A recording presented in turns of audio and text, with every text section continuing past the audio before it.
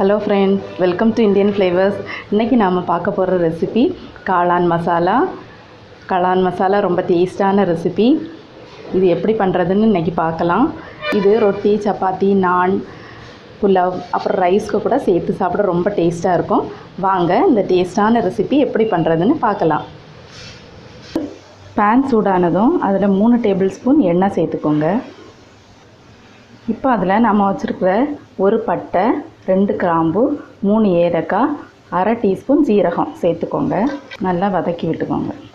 1 table spoon இஞ்சி பூண்டு paste சேர்த்துட்டு நல்லா மிக்ஸ் பண்ணிக்கோங்க.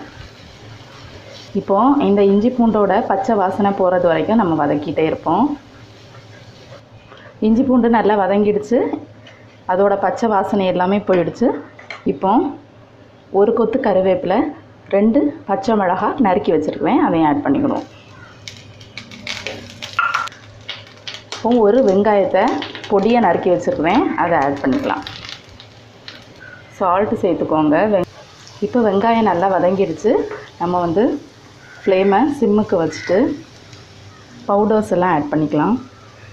2 டீஸ்பூன் மிளகாய்த்தூள், 1 டீஸ்பூன் மல்லித்தூள், 1/4 டீஸ்பூன் மஞ்சள் தூள், 1 டீஸ்பூன் கரம் மசாலா எல்லாத்தையும் சேர்த்துட்டு நல்லா மிக்ஸ் பண்ணி விட்டுருங்க. இப்போ பொடியோட பச்சை வாசனை எல்லாம் போயிடுச்சு. நம்ம நறுக்கி வச்சுருக்கக்கூடிய ஒரு தக்காளியை ஆட் பண்ணிக்கலாம். நல்லா மிக்ஸ் பண்ணிவிட்டு மூடி வச்சு கொஞ்சம் நேரம் வேக வைக்கலாம். தக்காளி நல்லா வெந்ததும் காளான் சேர்த்துக்கோங்க. நான் அன்றைக்கி 200 கிராம்ஸ் காளான் நல்லா கழுவி சுத்தம் பண்ணி சேர்த்துருக்குறேன். நல்லா மிக்ஸ் பண்ணிவிட்டு மூடி வச்சு 5 நிமிஷம் வேக வச்சுக்கோங்க. இப்போ தண்ணி சேர்க்க தேவையில்லை. நம்ம காளான் கொஞ்சம் தண்ணி விடும். அதுக்கப்புறமா நம்ம தேவையான அளவு தண்ணி ஊற்றிக்கலாம். இப்போ 5 மினிட்ஸ் ஆகுது.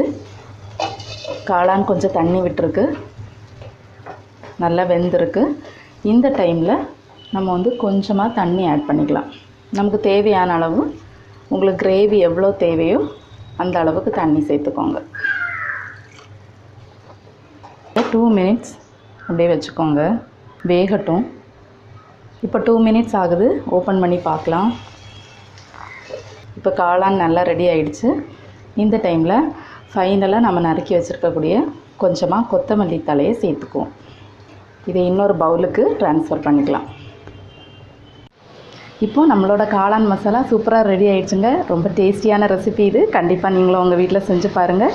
செஞ்சு பார்த்துட்டு எப்படி இருந்துச்சுன்னு உங்களோட கமெண்ட் சொல்லுங்கள். இந்த வீடியோ உங்களுக்கு பிடிச்சிருந்தா மறக்காமல் இந்தியன் ஃப்ளேவர்ஸ் சேனலுக்கு சப்ஸ்கிரைப் பண்ணுங்கள். தேங்க்யூ.